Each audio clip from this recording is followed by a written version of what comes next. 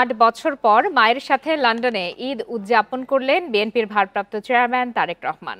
চিকিৎসার জন্য বড় ছেলে বিএনপির ভারপ্রাপ্ত চেয়ারম্যান তারেক রহমানের বাসায় অবস্থান করছেন খালেদা জিয়া।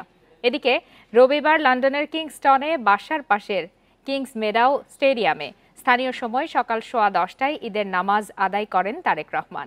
এই ঈদে জামা জুতো অ্যাক্সেসরিজের ডিসকাউন্ট। যুক্তরাজ্য বিএনপির শত শত নেতাকর্মী সকাল থেকে এসে জড়ো হন এখানে। নামাজ শেষে সবার সাথে ঈদের শুভেচ্ছা বিনিময় করেন তিনি। সবশেষ 2017 সালে চিকিৎসার জন্য লন্ডনে গিয়ে 3 মাস তারেক রহমানের বাসায় অবস্থান করেছিলেন খালেদা জিয়া। তখন পরিবারের সদস্যদের সঙ্গে ঈদুল আজহা উদযাপন করেন তিনি।